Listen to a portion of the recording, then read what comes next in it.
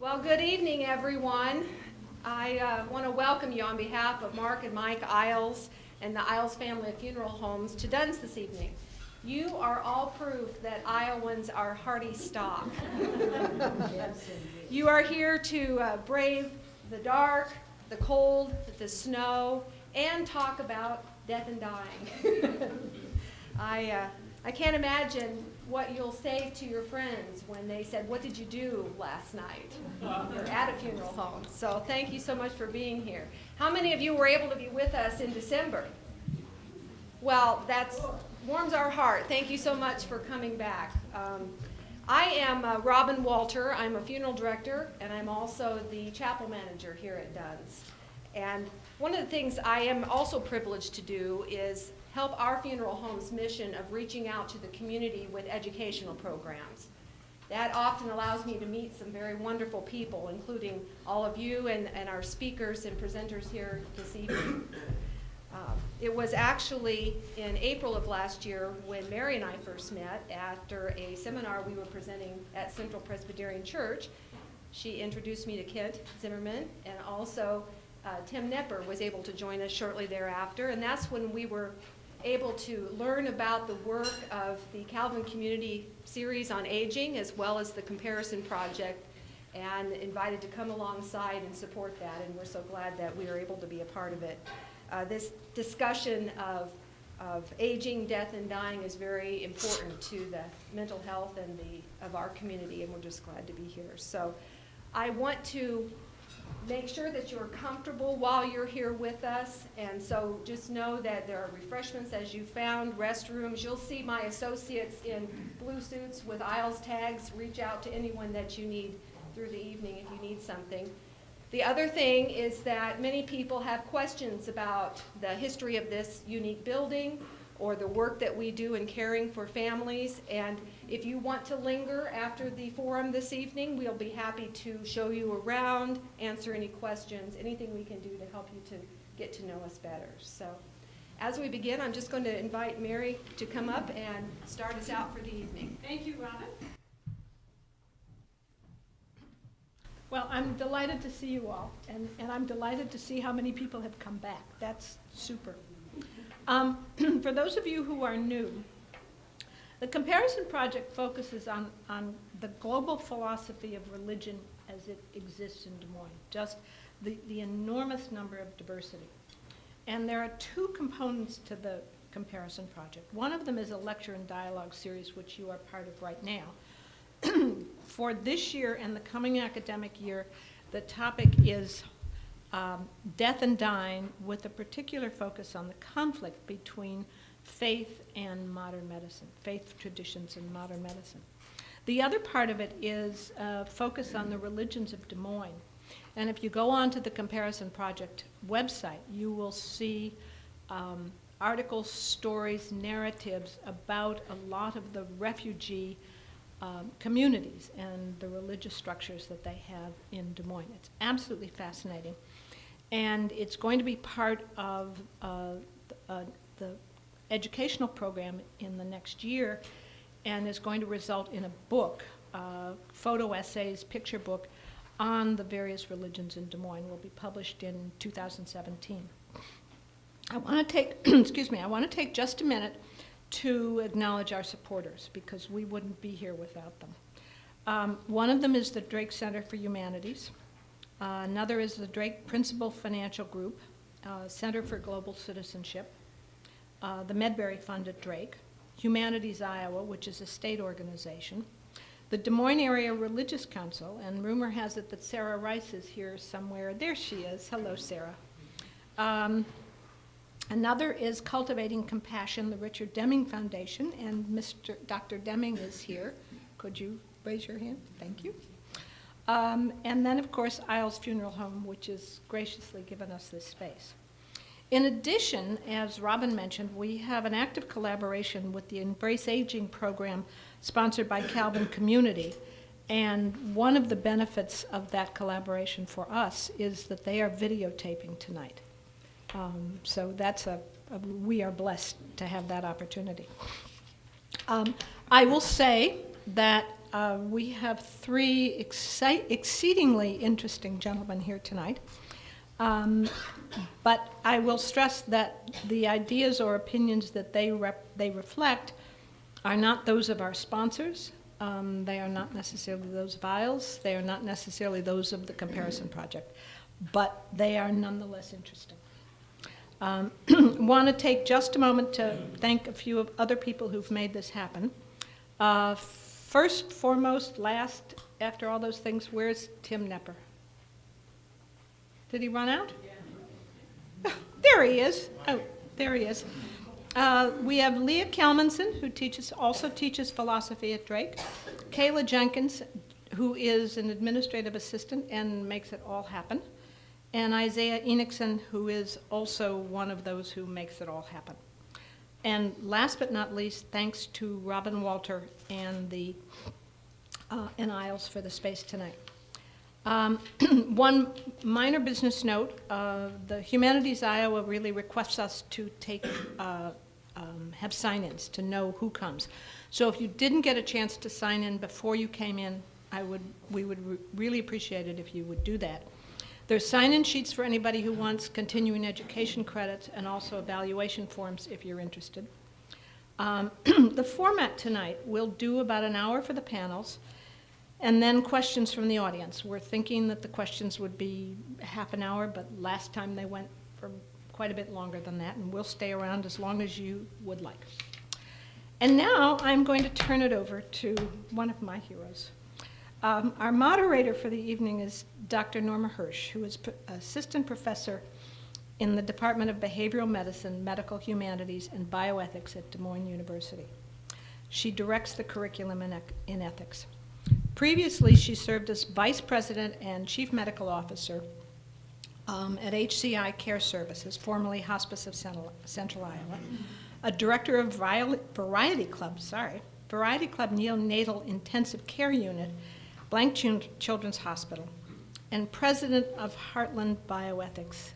The amazing thing about Norma is that she's been at both ends of this business of life, and it's just fascinating. She's completed extensive seminary training for laypersons, including the core curriculum for physicians on death and dying, and the inaugural... Thanks, Mary, and thanks for the introduction. It's my distinct privilege to introduce our distinguished panel tonight, but before I do that, I've been asked to make a few brief comments about why I think this conversation is important. During this conversation that's been ongoing for several months, we've learned that the face of medicine has changed dramatically. We've also learned that the face of Iowa has changed substantively. Our neighbors wear different clothes, they speak different languages, they eat different foods, they hold different beliefs, and from our perspective, they honor different values, traditions, and rituals. These changing faces mean that while death has always been an individual event and dying a communal process, death and dying are less homogeneous now than any time in the past. Even families, including mine, where death is a 15-minute or dying is a 15-minute process, there can be unintended or unexpected detours in the intensive care units. And even those familiar with the terrain, those of us in healthcare, even those of us who are familiar with the terrain of the ICU can find it very difficult to establish foundations and landmarks. And we struggle and agonize over which way to turn at the Ys that come rapidly and almost unceasingly.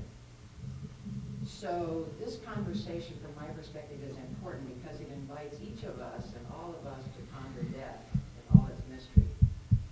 It challenges us to consider our own mortality and our wishes for end-of-life care. There are more options now than ever before in history, but our wishes can only be honored if those who love us and know us and will take care of us know what our wishes are. And they must be able and willing to speak clearly and decisively on our behalf. Know what our wishes are. As a member of the audience, And they must be here able and last willing time to we met, speak said after clearly his and father decisively on our shared behalf. the family's beliefs and faith As a member of the traditions, audience Dad, that I was listened here very the last carefully time to we all that met, you said after his and I father still had don't shared know any more about the what you family's want beliefs personally and than faith before you spoke traditions, the truth. Dad, I've listened very carefully And to their all that you responses said, will understandable. And I still don't know any more about what you want personally than before you spoke to the Because group. we are talking here in generalities. And that response is both understandable and very important. It's also It's very understandable interesting that it because goes we to are the talking core here of in our generalities. being, who we are, While and death what we is very believe. personal. And though it can be It's also very difficult intimate in to that have it these goes to the core of our conversations, being, conversation between who we individual are and what we his or her believe. loved ones is very- And though it very can be important difficult if we to hope have that these the wishes conversations, the will be honored. conversation between an And now individual is the best and his or time her to loved have that ones is conversation. very important why is if that? we hope that the wishes The will why be is honored. that is because thousands And who now are is not the planning best die time to today have that did. conversation. And why So is that? because we never know when death will appear The to why us is or that someone is we because love and thousands care who were about, not planning to die there today can be no did. better time to have the conversation than now. So because we never know when death will appear to us or So someone what's we most love and care important to you? about, there can be no better time to have the conversation than now. How do you wish us to honor you? So And what's how most do you important want to be you? cared for when you are seriously How do you hope to be ill? remembered? How do you And wish as us to ponder honor you? those questions and give And your how do you responses want to be your cared loved for ones, when you are let seriously those or responses terminally ill? inform your living. And as you ponder those questions and give your responses to your loved ones, let those responses inform your living. Living well Yes, is the how best do you prelude hope to be dying. remembered? And what did you do today that makes it more likely So that you take will the be wisdom remembered of that these way? conversations and let that wisdom be the Living well foundation- is the best foundation prelude for to your dying personal well. discernment, decision-making, So take the and wisdom of these conversation. conversations and let that wisdom be From the my perspective, foundational that's really foundation why for this your personal conversation is so discernment, important. decision-making, And with and that ongoing said, I want conversation. to go right to From my introducing perspective, our that's really distinguished why panel. this conversation is so On your important. far left, And with Rabbi that said, I David want Kaufman. to go right Rabbi to Kaufman has introducing been the our rabbi at distinguished panel. Today, On your far Des left, Moines, Iowa, since May of Rabbi David 2003. Kaufman. Rabbi He Kaufman received has his been the ordination rabbi from at Hebrew Union Temple College, B'nai Jewish Jeshurun Institute of Religion in Des Moines, Iowa Cincinnati. since May of He holds 2003. master's degrees in He Hebrew received his and ordination specifically from in Hebrew Union literature College, and in the history of Jewish Judaism. Institute of Religion in Cincinnati. Rabbi Kaufman serves He on holds the board of master's directors degrees of the Des in Moines Area Religious Council. in Hebrew He's literature involved and in the many history of Jewish Judaism. and educational religious programs Rabbi Kaufman locally serves on and the board nationally. of directors of the Des Moines Area Religious Particularly known for Council. his advocacy efforts, He's involved Rabbi in Kaufman many is Jewish involved with a community number of educational causes religious and has programs founded or plays an locally important and role nationally. in several Particularly national known for his international advocacy organizations efforts, related Rabbi to Kaufman is Israel involved with a number of advocacy causes and has founded or anti-genocide plays an advocacy. important role Rabbi in is several also national and regularly international involved in organizations clergy relating programs to of the Israel Interfaith Alliance advocacy Amos and anti-genocide advocacy related to advocacy. local issues. The rabbi is also next to regularly Rabbi involved in Kaufman the is clergy Father programs of Robert the Interfaith Alliance and Amos Father Aubrey is in a advocacy retired relating Des to Moines local City issues. Hospital chaplain who has worked And next to Rabbi in Mercy Kaufman is Hospital's Father foster Robert care Aubrey. department since 1995. Father Aubrey is a retired Des Before Moines retiring City in Hospital 2011, chaplain he who served has full-time in worked Des Moines City in Mercy Hospital Hospital's pastoral care department since Pastoral care at 1995. Methodist, Before Lutheran, retiring in Baptist, 2011, he West, served and full-time in the Des Providence Moines Hospitals. City Hospital Father chaplaincy Aubrey coordinating draws pastoral on care wisdom and at insight from his many years Methodist, of pastoral Lutheran, and Blank, priestly Methodist experience West, in and Albuquerque, Broadlands hospitals. where he's helped many people Father face Aubrey sickness draws and on death wisdom and today insight and from his without many fear. years of pastoral and priestly Our third experience in the panelist healthcare is setting, Dr. Yoshish, or where he's Yogi helped many Shaw. people face Dr. sickness Shaw and has death been an with associate faith and professor of without global fear. health at Des Moines University And our since third panelist July is of Dr. 2007. Yoshish, or Yogi Shaw. Dr. Shaw has been an associate professor of global health at Des Moines University since July of 2007. Dr. Shaw's expertise is in geriatrics, palliative care, and the health effects of climate change on the human population. His passion is to improve health of the people around the world. He was awarded a Fulbright Scholarship in March of 2013 to develop a palliative care curriculum in Rwanda. Dr. Shaw, who received his degree in medicine from Bombay University in India, will talk tonight on death and dying in the Buddhist tradition. So now that you know who's in front of you, we'll start the questions and put the panel together.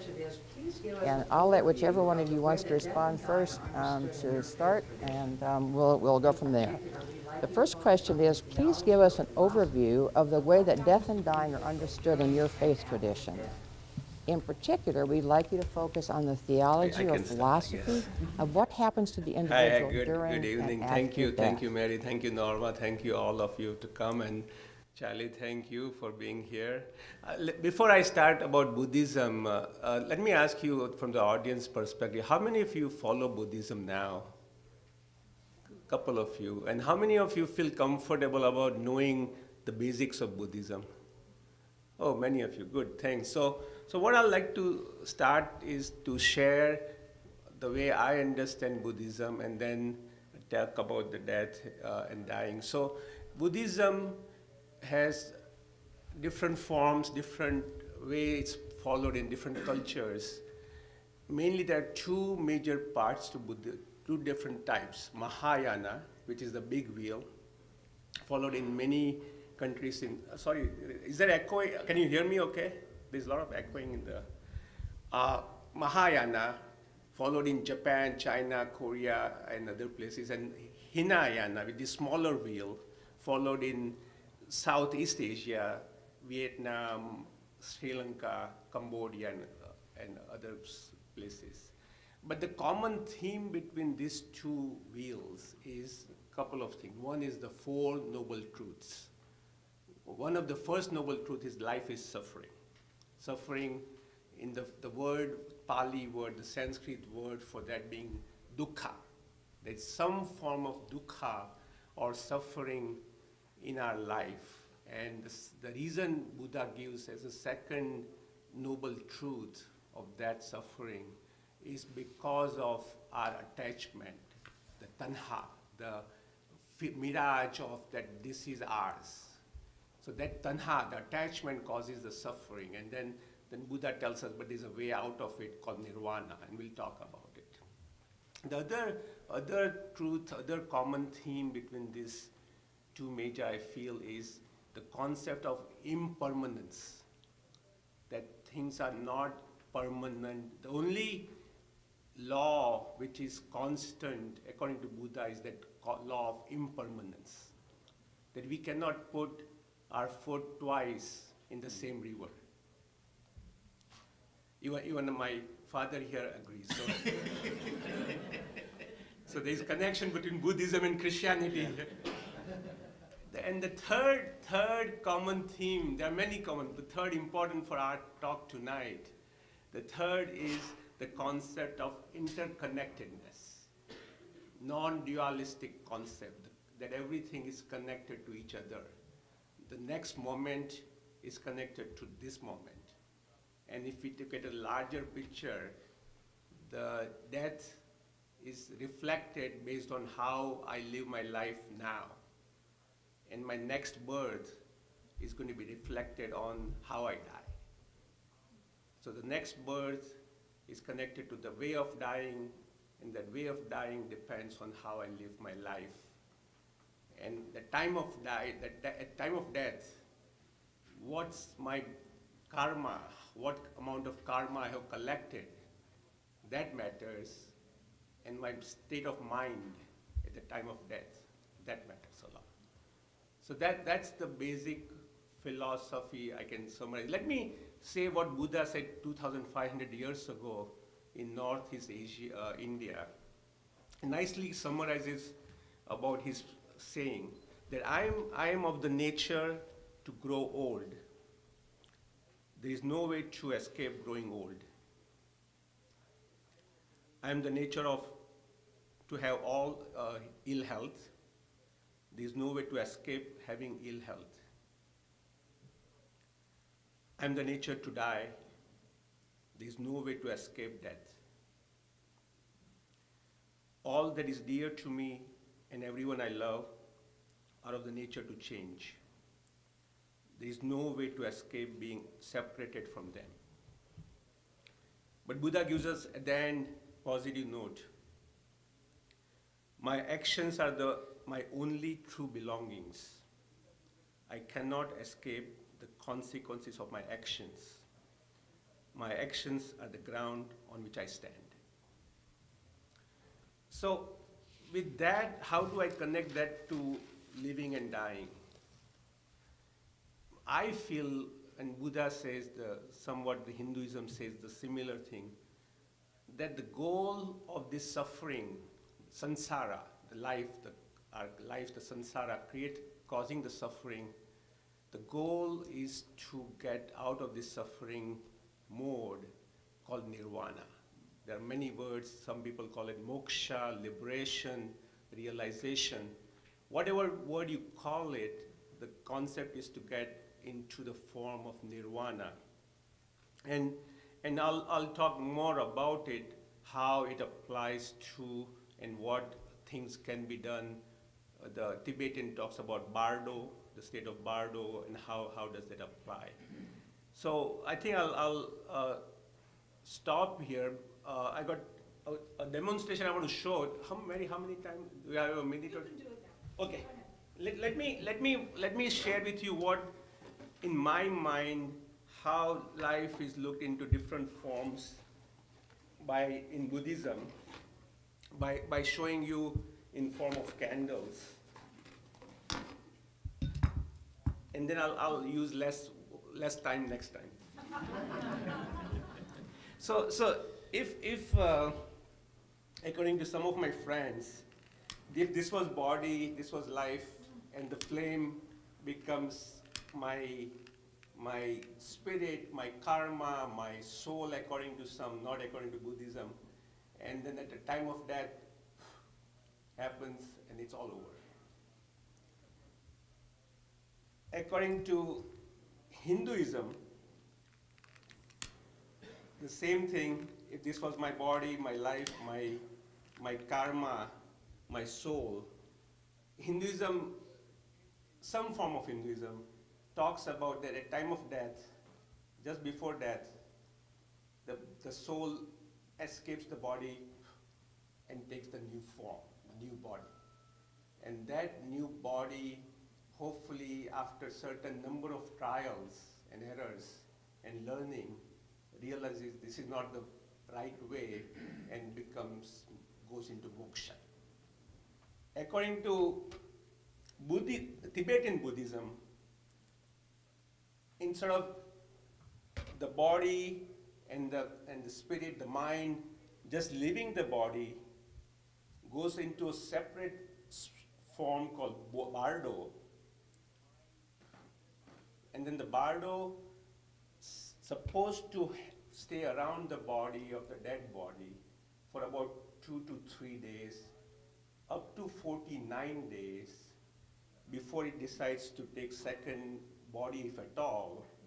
And during this process, the karma, the karmic impression from one body passes on to the next body, unless it decides to go through the form of nirvana. So I'll take the next time and talk more about it. So.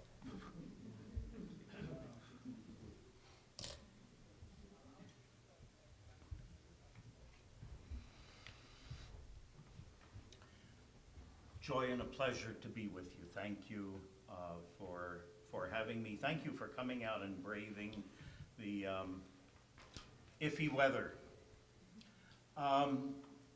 The root tenet of Christianity would be that the Word of God became human. And in that process, God, the Holy One, joined God's self to the human race in Jesus Christ by a bond that can never be broken. That as long as Jesus lives, we are connected to our God. And that touches every human being, whoever was, whoever will be. And that we are called in that process to intimately share God's life. That God calls us to a relationship, even a friendship. And in that process, calls us to share God's eternal life. And so we live in this world for a short period of time, and I'm 70 years old. And, you know, inside, I don't feel any different than I did when I was 20 or 30. Now I look in this mirror and the old fart, you know, looks back at me. It's getting You know? accurate, Father. And, but inside, it's, the spirit hasn't aged. And that for me is just an indication, for me, that we are destined for eternity. That this life, that life, our life, is much more than what we see around us. And so,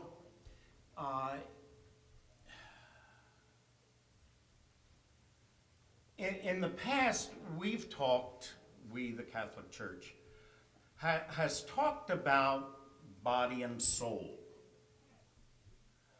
And although that serves some helpful concepts, there's a danger that we lose the unity of the person.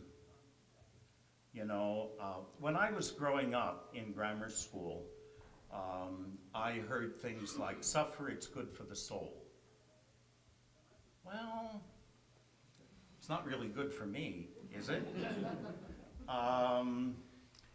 And yet that can be helpful if we just think for a moment in terms of death being a separation of the spiritual from the material.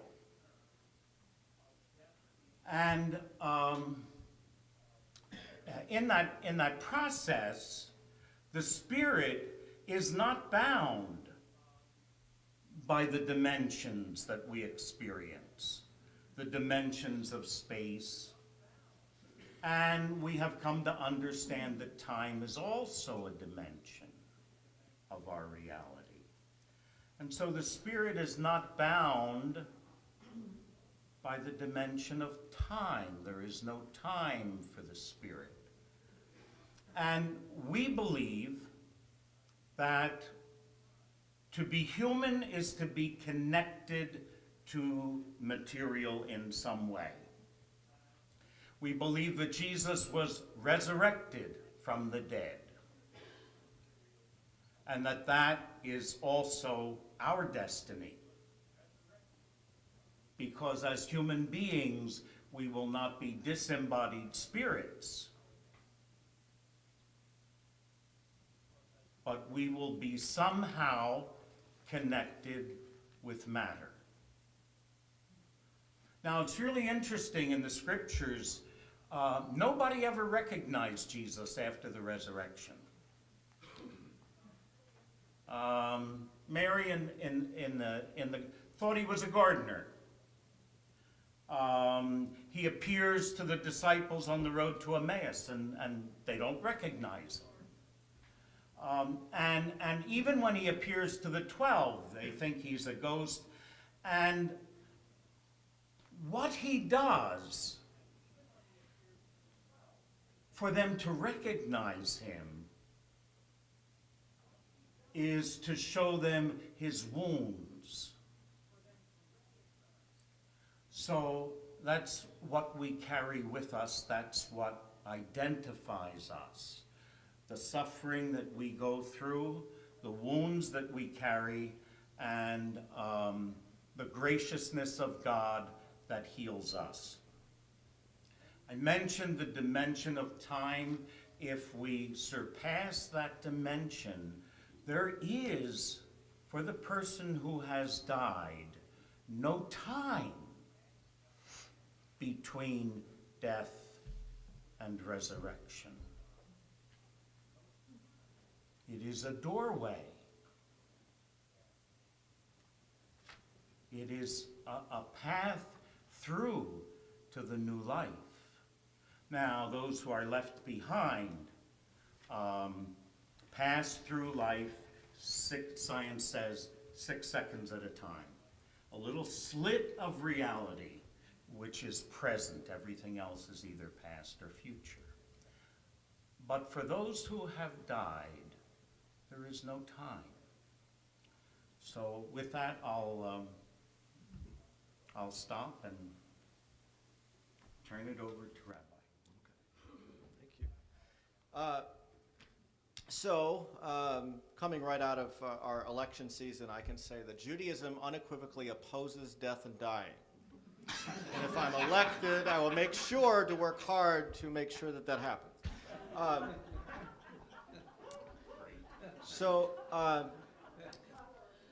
The Jewish tradition really has a tension with trying to maximize life and trying to understand death. And we see in Ecclesiastes there's a time for everything under heaven, a time to be born and a time to die. The traditional statement upon hearing of a death of a loved one is God giveth, God taketh away, blessed be the name of God. So we have this idea that God gives us life, and we're constantly thankful for our own lives and also for the lives of those we love. In Judaism, the soul inhabits the body. The soul is given into the body by God and lives on after the death of the body. That's the tradition we have. There's always arguments about where we find afterlife in Jewish texts, particularly in the Tanakh. But if you look, the Tanakh is the Torah, prophets, and writings. If you look at the book of Samuel, you have the witch of Endor conjuring up the soul of Samuel, and Samuel is not happy to be conjured up from wherever he was, which gives us the idea that he was happy where he was. We have this idea that there's some sort of underworld, essentially, like you might have in the Egyptian underworld, for example.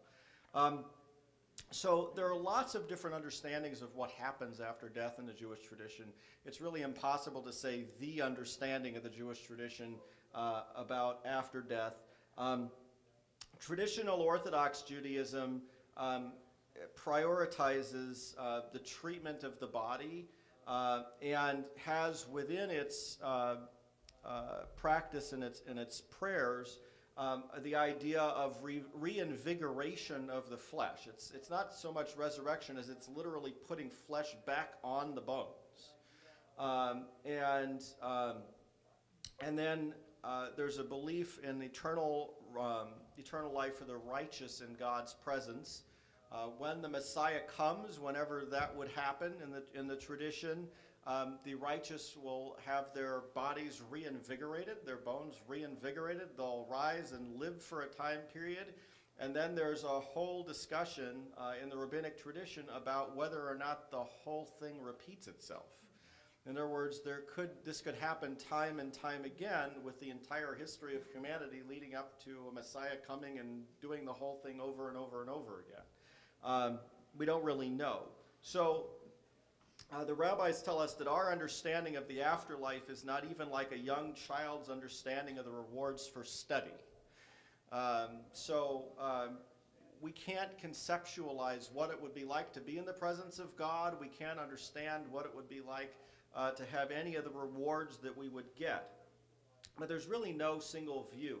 Our tradition includes reincarnation, for example, because reincarnation is one of the explanations for why bad things happen to good people.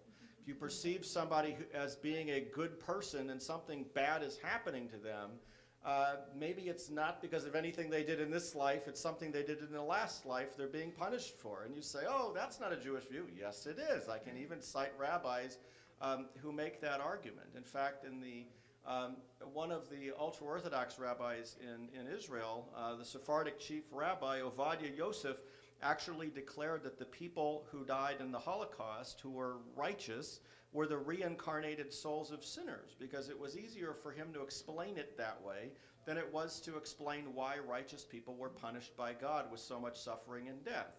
Now, he was condemned for that point of view because by a lot of other people, because it's disturbing for us. but that's an explanation, and it shows that even something like reincarnation can be found in the Jewish tradition.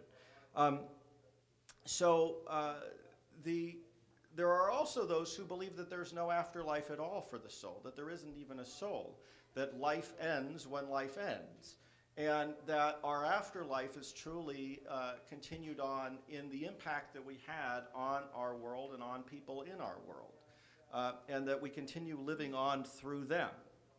The general normative view is that the soul of the deceased is taken under the protection of God. That's what we say in our prayer services, in our funeral services, but there's no certainty and no substantial amount of detail associated with the concept. The place where the soul goes in the Jewish tradition is called Sheol, which has at its root the meaning, the verb to ask. It's a place about which we have more questions than we have answers. In fact, a place where we have only questions and no answers. We believe that those who live righteous lives, no matter from which tradition they come and no matter what they believe, there's no faith component to the afterlife, will be rewarded with the best of the afterlife by God. Doesn't matter what religious tradition you are, it doesn't matter even if you believe in God, much less what you believe about God, you will be rewarded with the best of the afterlife in our tradition. So I'll just stop there, and we'll go on to the next part.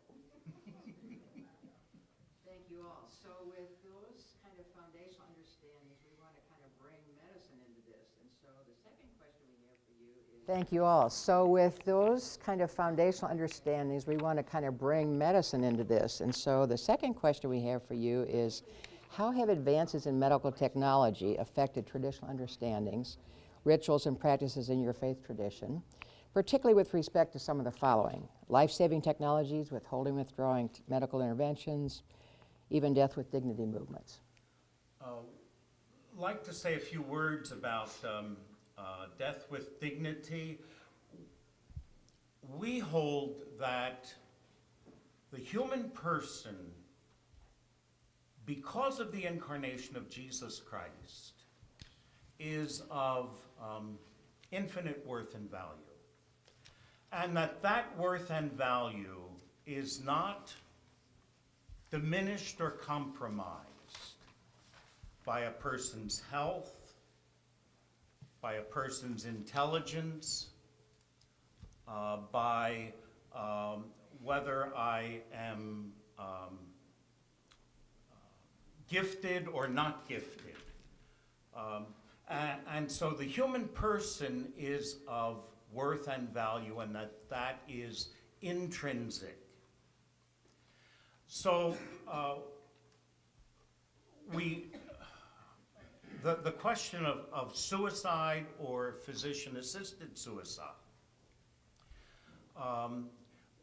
we look at the suffering of people and hear that as a call to assist, as a call to relieve suffering.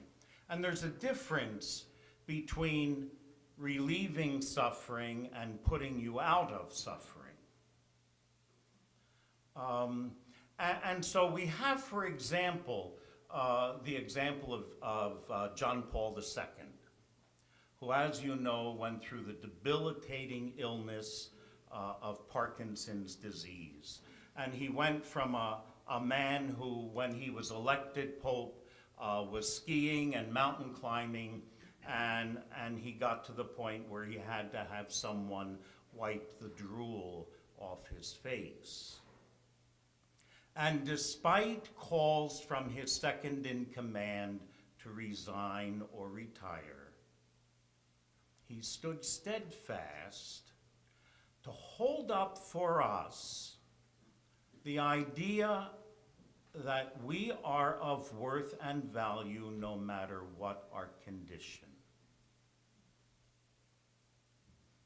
And he lived that. I had an aunt who was a nun in Baltimore. She was president of a college there for many years. She got older and she could no longer do that, and so she took care of the order's books. And then she went blind. And she was so completely dependent on the sisters around her. She was in her 80s. And one day she was railing against the fact that she was a burden on the community. And one of the younger sisters just snapped right back and said, "Don't you dare. You and your illness are a gift to us." And I remember as my mother was approaching her death, and I got the chance to feed her. It was a small way to give back in a way that she had given to me. And so we look at the question of suffering and death, and that calls from us compassion and assistance. So that we look at suffering, and we see an element in suffering that is redemptive. You know, there's no grace in masochism. You know, if I can do something about the suffering, then I should. You know, when I go to the dentist, I want Novocaine. All right? And yet, there's enough suffering in our lives that we can do nothing about. And when we look at Jesus Christ and his passion and suffering and death, we see the loving embrace of God that carries us through suffering and brings us to the other side. That there is redemption in suffering if we can embrace it. And so in terms of palliative care and hospice care, these are wonderful ways for us to express our caring, our compassion, and our desire to relieve suffering. In Mark's gospel, we see so clearly Jesus' passionate desire for our healing. He moves out aggressively against all the forces of evil that are assailed against us. And whether that evil comes to us in terms of physical or emotional or spiritual. And we see in that God's passionate desire for our healing. And so as we move through suffering, we hold on to that. When I had my knee replaced, I had an awful lot of pain afterwards, and couldn't sleep, and for 2 weeks it was pretty debilitating, and it began to get to my spirit, and I said, my God, what do people do who have such chronic suffering? This is only 2 weeks, and I know eventually it's going to be over, but not everybody has that hope, and so that calls for us to assist, to break down the isolation that comes from suffering, and to bring relief and healing, body, mind, and spirit.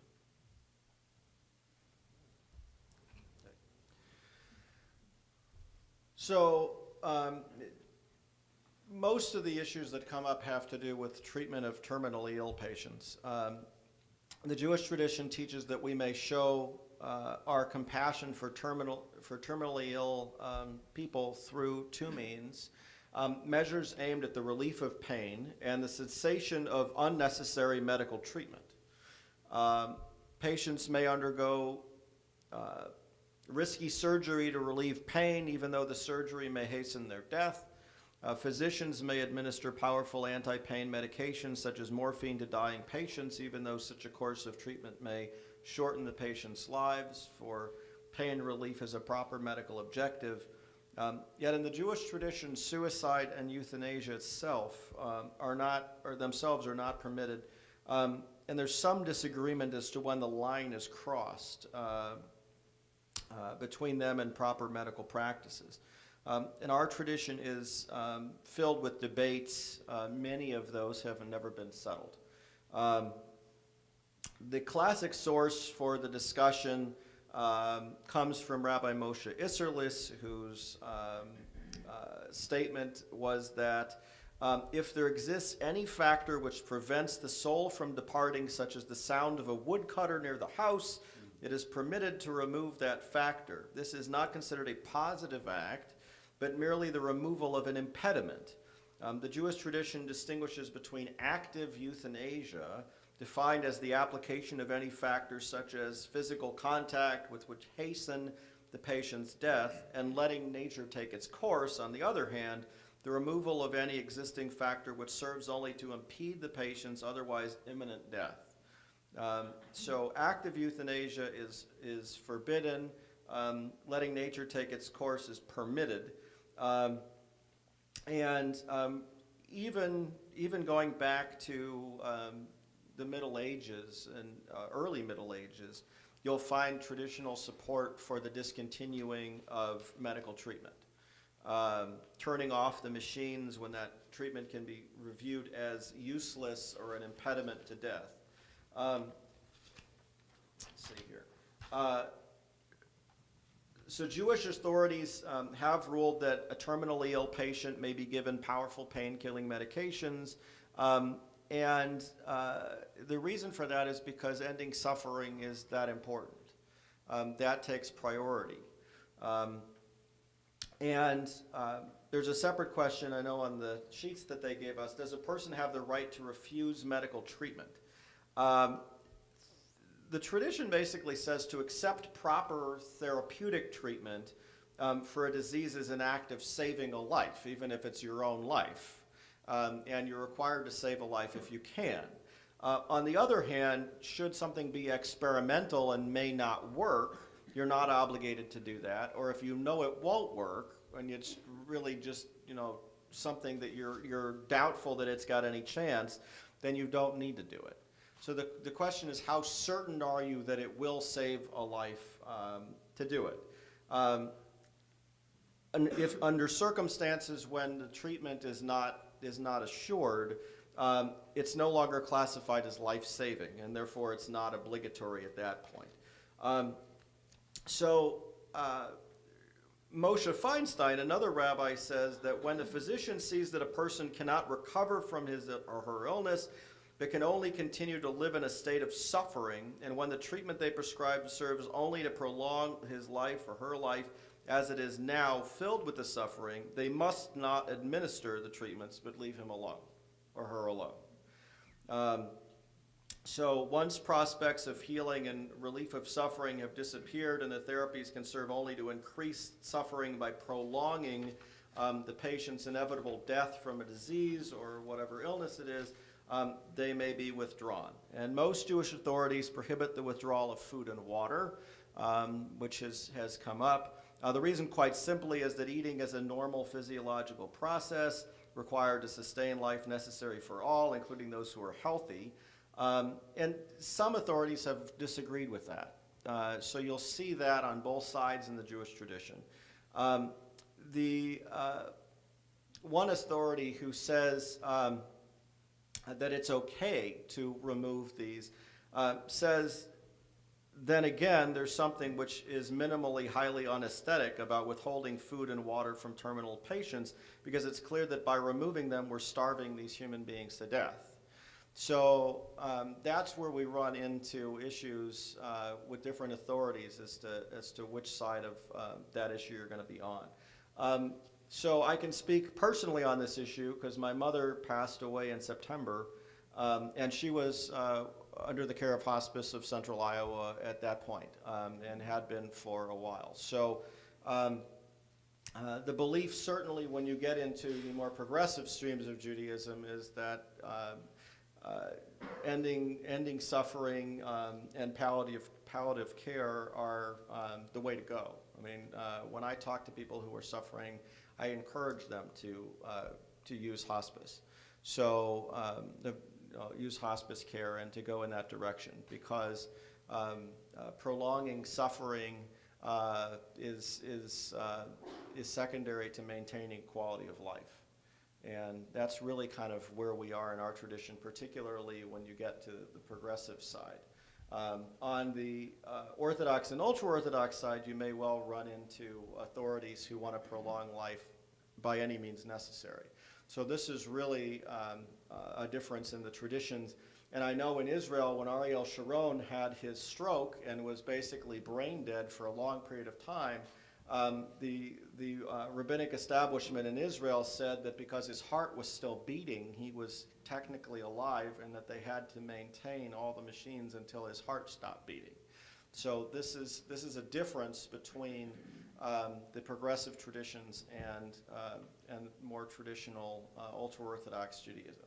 So you may encounter both if you're dealing with Jews wherever you may find them. Goal of this life, according to Buddhism, is to get freedom from samsara. The samsara meaning the death and the rebirth cycle, called nirvana. And for most people, except for Buddha and others, they can achieve nirvana during life.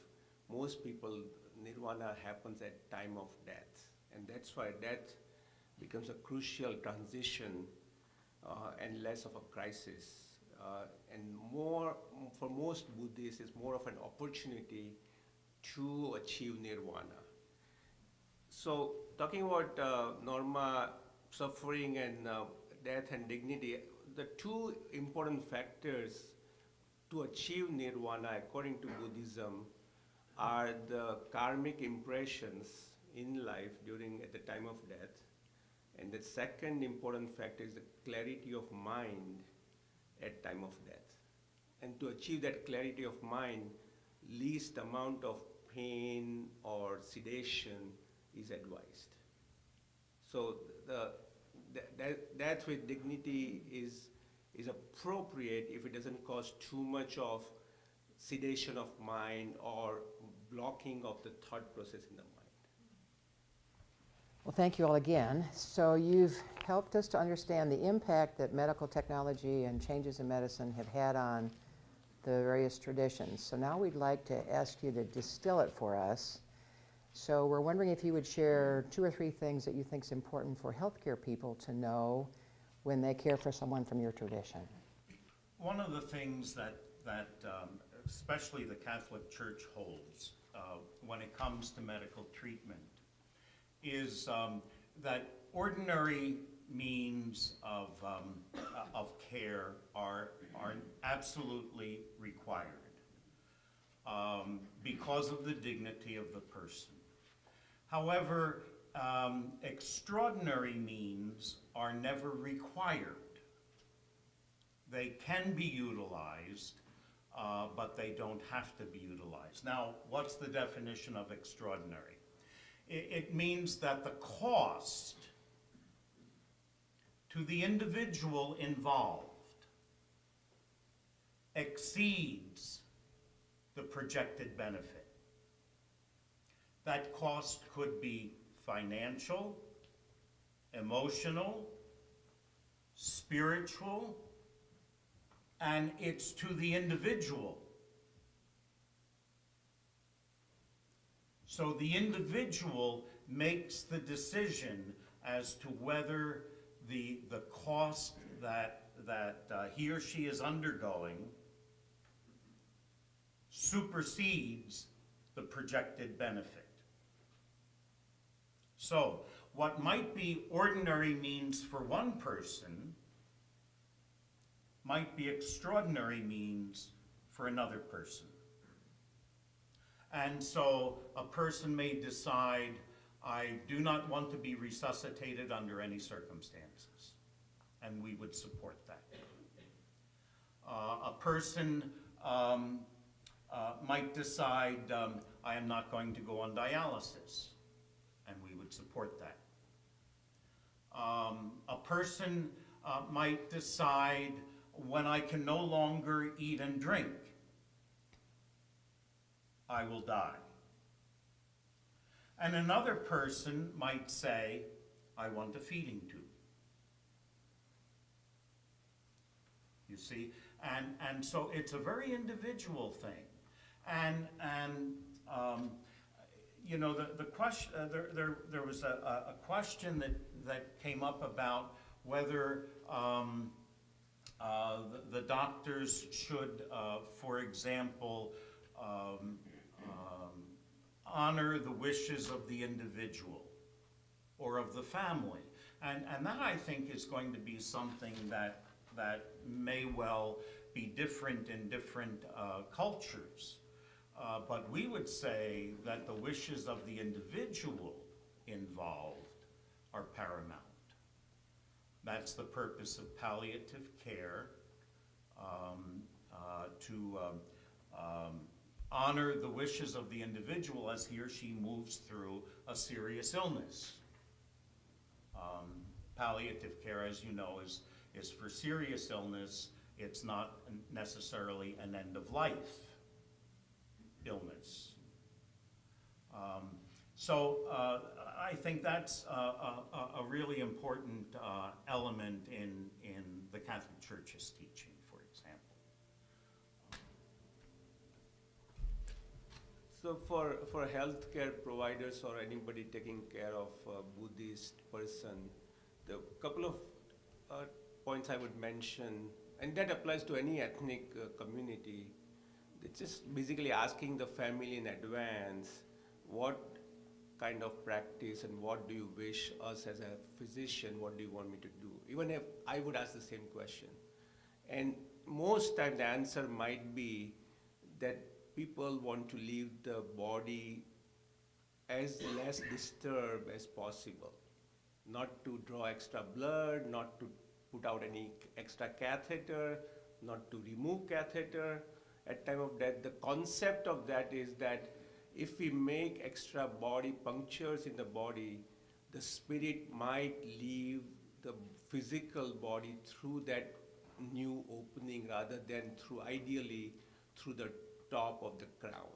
That's if it does that, probably one of the best way the spirit can leave the body. So the least amount of disturbance is probably the best. The second, which is probably unusual for our communities here, would be there might be some kind of chanting or prayer said during around the body, and to give them the space and the room and time to let that happen. A lot of different things in the Jewish tradition, I would say. I would agree. The same thing as in the Buddhist tradition, leaving the body as untouched as possible.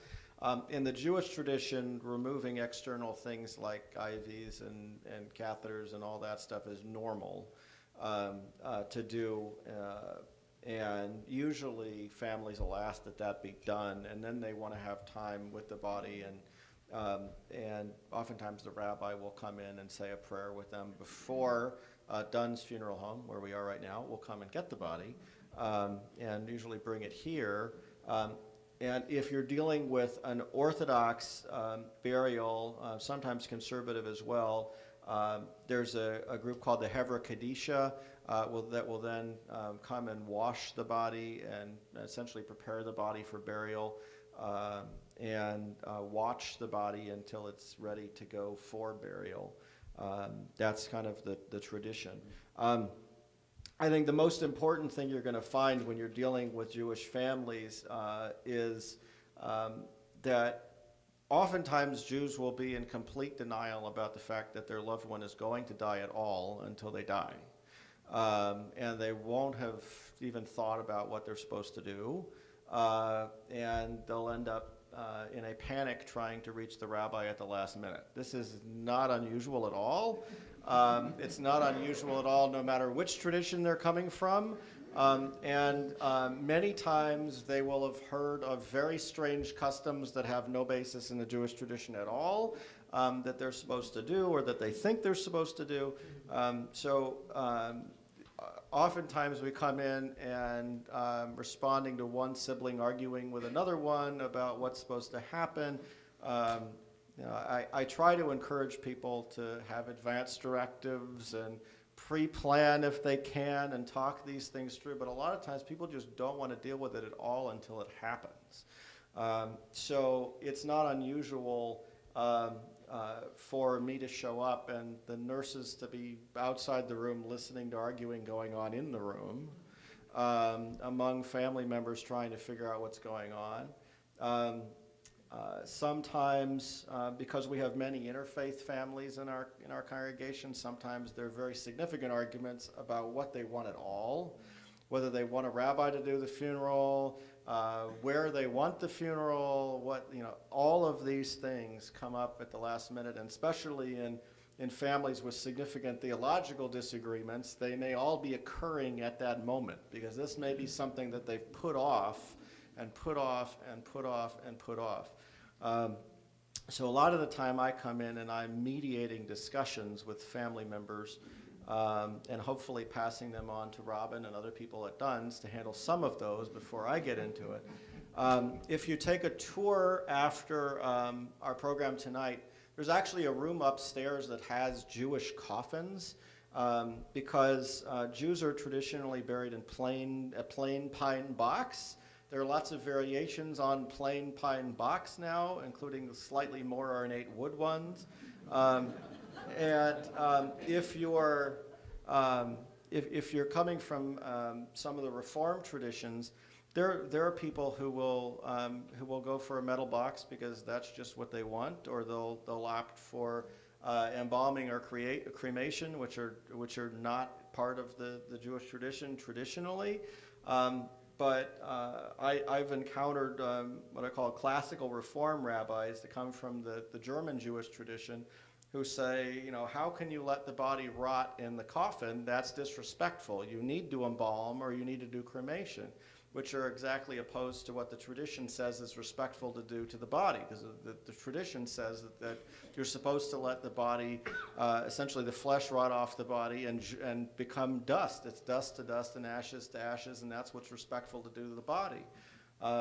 And in ancient times, what was respectful was gathering the bones, not dealing with the flesh. You were supposed to bury bury in the ground or put in a burial cave, let the flesh rot off the body. That was the whole purpose of those things. And then you would go and gather the bones after that had happened, and you'd put them in an ossuary or a sarcophagus. If you go to Israel, you see these things all over the place. This was traditional for Christian burials as well for a very long period of time. And a sarcophagus could have dozens and dozens of skeletons from a family. You were literally gathered to your ancestors if you were put in one of those. And that was the tradition. So you see at the end of Exodus, at the end of Genesis, when Joseph dies, he asked the Israelites to bring his bones up with them when they come to the promised land. That's what that's all about. There's lots more to talk about, Jewish burial practices and other things, but I don't have enough time, I think, to answer a lot of those. So the Jewish tradition does talk about organ donation, which is one of the major things I want to say. For most Jews, saving a life is the paramount mitzvah, it's the paramount good deed. And so anything that can be done to save a life, if you can donate organs to do that, you're supposed to do that. You might find in some traditions that not disturbing the body is what they feel is most important, and so they won't do it. So there is some variation back and forth on that issue. So I'll stop there. So we're going to transition to the question and answer period, but before we do that, will you join me in thanking these folks for their wisdom?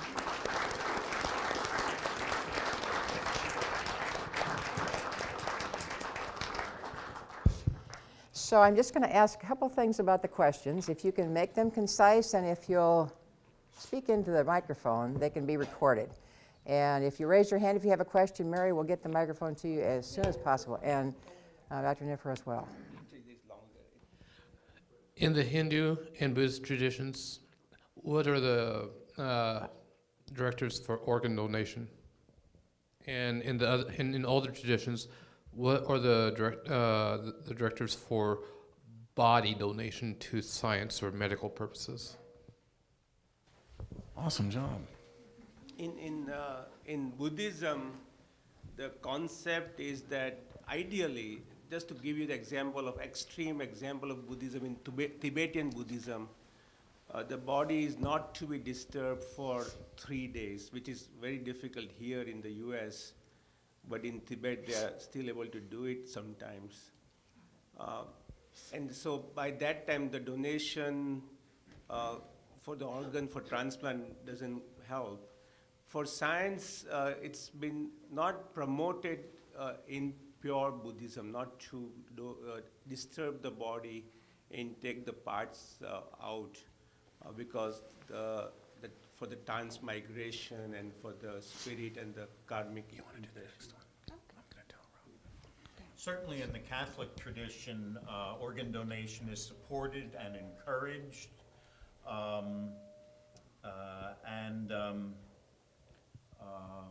Blood transfusion is the most common organ donation. You don't think of it that way. So certainly in the Catholic tradition, that's encouraged. And I spoke a little bit about donation already. I think as far as body donation, in my tradition, you have people who are devout believers in the tradition, follow almost all the practices, and people who follow almost none of the practices and are atheists, who are cultural Jews. So if that's, depending on where they are on that spectrum, will significantly affect how they view what happens after death and things like organ donation, even body donation. I've had a number of congregants over the years donate their bodies to DMU, or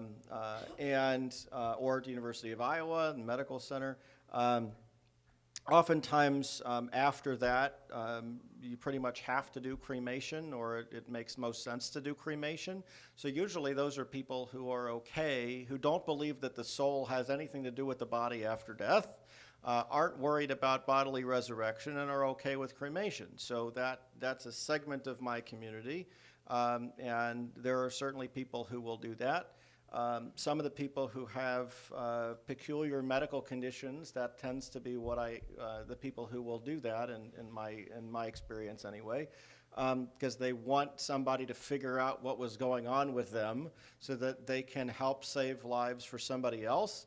And then that goes to the help saving a life as the priority issue. And so in that case, you could potentially even have more traditional authorities saying that it's okay to donate a body to science if it goes to saving a life. So depending on how you argue it, you could find the tradition supporting both directions. And along those same lines, Catholic tradition would support donation of your body to science. We're not going to get this one. I'm not going to get this one back. Okay, praise be God. And so that's not an impediment to resurrection, or in the tradition or anything like that. Other questions? Dr. Deming? So I think it was Plato who said that the bedrock of spirituality is the contemplation of death, and that death is, perhaps what got us thinking about something beyond life. And it would seem that religion should serve as some sort of comfort and solace that life isn't final. And I really enjoyed the conversation, and it really, you approach it, especially you, Rabbi, people are all over the place, and that's what we experience. My question has to do with how can you actively help allow religion to be a solace at the end of life? When is that an appropriate thing to do? You would think that, gosh, if I lived my whole life with this religious tradition and theology, that if I get anything back from it, could it be some solace at the end of life? So could you maybe explore with us how, in those situations where you're dealing with someone who has a religious tradition and a theology and a belief, that may provide solace at the end of life? Well, In my experience, I have to treat everybody differently. So, it's based on where they're coming from. And we have different psalms and different prayers that we say based on where somebody is. The 23rd Psalm, for example, says, "I don't fear, for God is with me." Even when I go into the darkest valley, the shadow of death is really the darkest valley, if you go by the Hebrew. I will not fear because God is with me. So that prayer oftentimes makes people feel better. This idea that God is going, the prayer that we say at the end of the funeral service, asks God to bring our loved ones under God's sheltering wings. And so there's this idea that God is going to provide peace and solace for our loved ones in the afterlife. There are even prayers that we say that basically ask, there's even an angel's prayer that basically asks the angels and the Spirit of God to watch over our loved ones. It's actually a lullaby, but it's beautiful at funerals too. So we do all of those different things. It kind of depends on where somebody is coming from spiritually. It's easier in many ways to do those things with somebody who has some sort of belief in God and some sort of belief in the afterlife than it is for the people who are cultural Jews, who don't have those beliefs and that are searching for them, or may have some sort of formative belief that they're not sure what to do with, and we encounter that a lot. Our prayer services deal a lot with mindfulness. They're really all about mindfulness. The prayers that bring up what's going on in our world remind us what we're supposed to do. And the High Holy Days, when we get to Yom Kippur, Yom Kippur is really a reenactment of our death. That's the idea. The tradition says you're supposed to wear white. In fact, you're supposed to wear essentially a shroud, a burial shroud, when you show up at services. And act like you would when you come before God standing on high, and explain, why you deserve what you deserve, right? What you think you deserve. That's the format of what's going on, seeking compassion and all of that. So there's this idea of contemplating where you are in life and what you should be doing, what you need to do to change your life to make it better. And the idea really is that it's to reinforce this idea that there is something after. It reinforces that there is an afterlife that you should be worried about, right? If you're spending all this time worrying about something, it kind of makes you think about the fact that there's something to worry about. It doesn't just end. And that God is merciful and compassionate, and God is going to bring solace and peace and fulfillment to your life. That's what it's all about. So it can be challenging. It can, shake you up a little bit. I mean, you have to think about those things. But the bigger picture is that it makes you realize that there's something more. I would really concur with that in many ways. Part of my experience was trying to touch people's fear as they approach death. And with assurances of God's love and the fact that we're not saved because we've done it right, but we're saved in spite of the fact that we haven't. We're saved because of the love of God, not because we're worthy. And probably one of the most difficult situations I had to deal with, I had 2 Vietnam vets that I ministered to in a 2-week period. Both of them were doing their dying. One didn't know it. And but they both thought they were outside the pale of salvation because of what they had done. And one of them said, "Father, they made me a cold-blooded killer," and he talked about women and children and so forth. And that was probably the most difficult one that I have ever dealt with. And again, it's an effort to draw on his faith and to assure him, in spite of sin, that God is the God who forgives. God is the God who loves. God is love, as John's gospel says. Even though this doesn't apply to me as a religious, I would agree with that and add one more thing. So as a Buddhist person, I think giving hope to that person, even at time of death, giving hope for either the next life or the nirvana, along with forgiveness and love.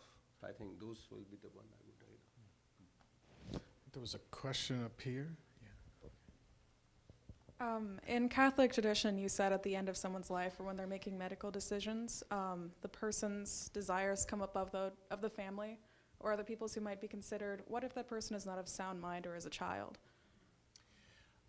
That's in a situation where a person cannot answer for himself or herself, either because they're not of sound mind or because they are age incompetent. The people around have to make those decisions. Now, for an adult person, hopefully you have had some conversations, and you know, so often in families they don't. You can have advanced directives, but honestly, if you've not had the conversation with the family about those advanced directives, somebody who lives in California will come out and say, and will control the situation. So you have to have the family on the same page. The conversation is what's most important, not the papers. The papers are important, but the conversation with the family is more important. When that conversation has not taken place, boy, you know, you're struggling with grief and loss and you don't want to let go, and sometimes people will make decisions that they might look at later as being selfish rather than loving. And you know, you're just in a situation where you have to just do the best that you can and let the rest go, because you know, it's just overwhelming at times. I don't know whether that completely answers your question or not. We have time for some more questions.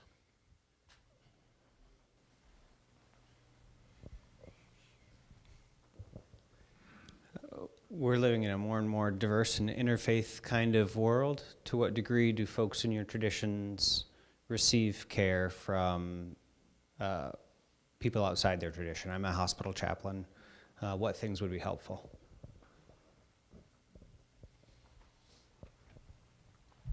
I think in our tradition, in my congregation, you know, I consider myself the minister for everybody in my congregation. There are a lot of people in my congregation who are non-Jewish spouses, and many of them consider me their minister. So there are times that I do funerals for people who aren't Jewish. There's certainly times when my congregants will have chaplains visit them in the hospital. That's what they normally do. Some of them may say they don't want anybody to visit them. Oftentimes they don't even tell me they're in the hospital, so when the chaplain comes to visit them, they don't want the chaplain either. So don't be too offended. But that's because you're supposed to be a mind reader. No, it's because when the rabbi shows up, there's a terminal diagnosis. That's the issue. No, and I have congregants who will say, you know, I didn't want to call you because if you showed up, they would be afraid. You know, that so.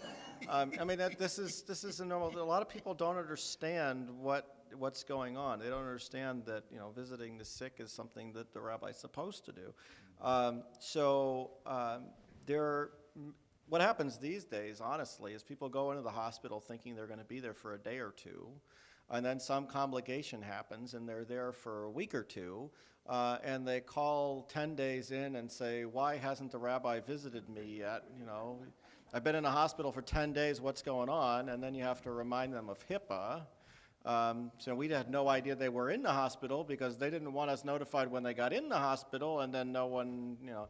So one of the things I would suggest for chaplains specifically is to constantly ask people if they want you to notify their minister. Because those people who were in there for a short period of time may have originally said, "No, don't bother them," and then later on said, "Oh yeah, I really want the rabbi or the minister to come visit me."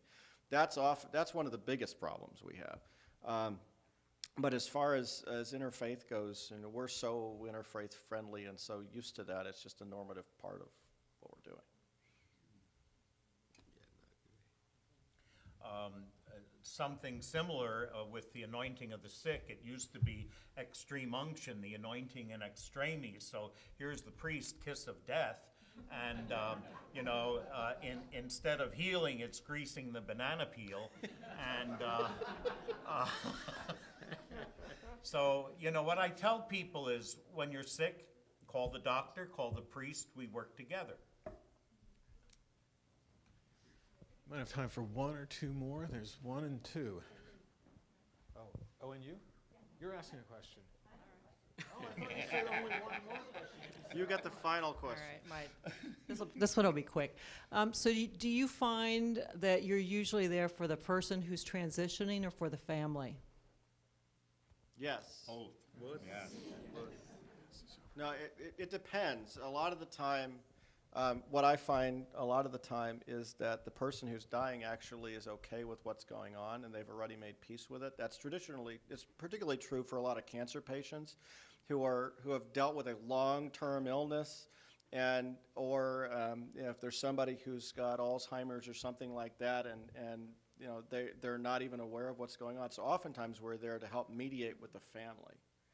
So, or somebody in the family is really upset about what's going on. So there are times that I get called in to deal with the family and not with whoever's the patient. And especially in the family, it's as Father, you mentioned, the youngest son or daughter who's coming now after 2 years from California or some other West Coast. That's the one you helping them out more. Or the estranged child. Yes. Right, who's had no relationship with the parent or the siblings, who comes at the last minute because they feel obligated to be there because their parent is dying, and the other siblings don't even want to talk to them or say, you should have known already, you should have been a part, and they want to, there's a lot of family mediation stuff that goes on, and some of that we can help, and some of that we can't help. So I have a question in keeping with the chaplain tradition, but specifically for the Buddhist tradition. Do you have this practice of a faith leader whose obligation is to drop by when someone is in the hospital? It's yes, ideally yes.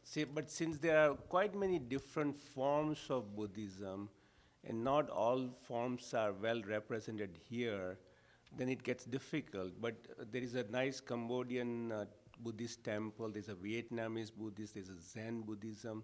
So depending on the tradition, yes. But otherwise, a general, somebody from this, even Cambodian Buddhism coming with that same concept would help also. Doesn't have to be, just like any other form, doesn't have to be that particular Zen master to come and do it. So for some form of Tibetan Buddhism, they have particular, because of the concept of bardo I mentioned earlier, they do have particular form of prayers called Phoba or Phova and other forms, and they do need certain format, but it's hard if you don't have that person around. Yogi, you did I thought, a wonderful job of talking about the balance between, say, karma and the state of mind at death. Sort of what I've heard one person refer to as conscience versus consciousness. And Father Aubrey, you talked about the Vietnam man who was so concerned about his future because of the things he'd done. I'm asking, within the Catholic and the Jewish tradition, about, at the time of death, this balance between conscience and consciousness of the karma or the guilt or what you have done, what you have brought with you, versus your state of mind at death, and how important those are in those two traditions. In the Jewish tradition, there's traditionally a final confession. I think from the Reform and conservative side of the movement, I don't know that it's done very often. I've never actually had anybody do that. I think that in my experience, unless you're dealing with somebody who's dying and kind of with it, which is usually not at the very, very end, they're not really focused on what they've done in their life as much as what's going to happen afterwards and what's going to happen to their family. That's usually the focus when I encounter people. But when you're dealing with people who've just received a terminal diagnosis, then it may be. And I've dealt with people who are there as they're thinking about what they've done in their life or just trying to go through everything. That's where I really encounter that. Here I thought we had the market on confession. It's not in a booth. So Okay, all right. we're like Uber. Okay. Wherever you are, in whatever vehicle you're in. In whatever vehicle, yeah, yeah.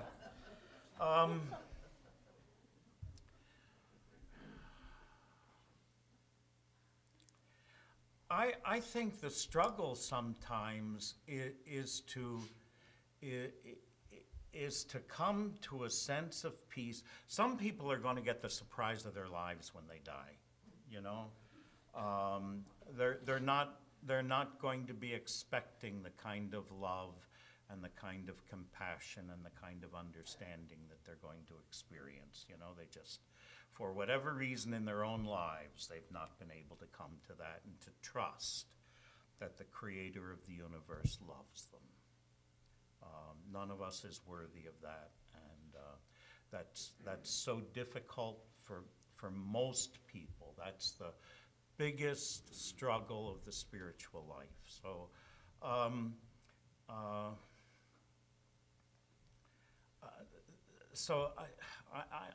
not sure quite even how to answer the question. Well, I guess I'm asking in the context of perhaps how I was educated 60 years ago, and I presume you, that hell was looming over you in the face of mortal sins, and there was no way out of it. Sure, and certainly that was the tradition before the reform of the council in the 60s.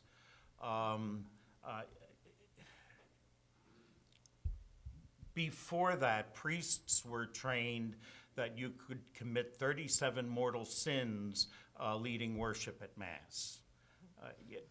You know, I mean, it was like falling off a log or something like that, and an accident waiting to happen, and yet, you know, the church's teaching was that mortal sin was the greatest evil on the face of the earth. And there was just no comparison between the two. But people thought that, you know, they could commit 50 mortal sins a day. And mortal sin is the whole orientation of my life in such narcissism that there's no room for anybody else or anything else. It's the death of the spirit. And so thank God we've been moving away from that kind of approach and attitude. I wanted to add something. You're talking about hell. You know, the Jewish tradition basically says that the righteous will, when they die, they go straight to God. And the tradition says that people who aren't perfectly righteous need a little help.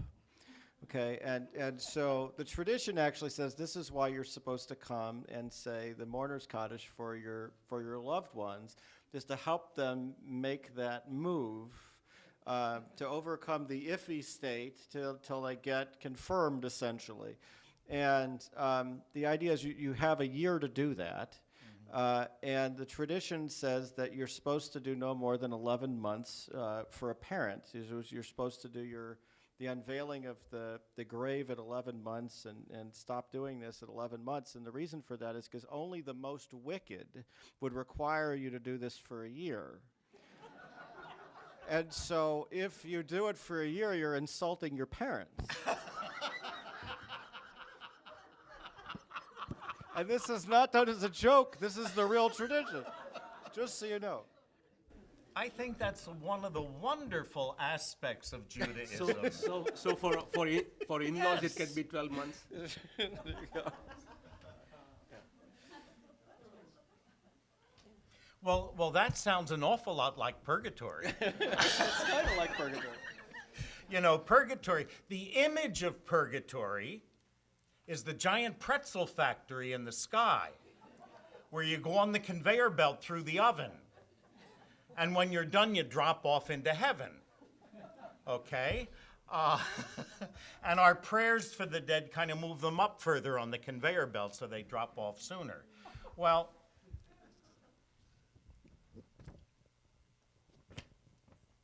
two things in terms of what I believe and what the church teaches. First, that God will do absolutely everything that God can do to save us. God will stop at nothing.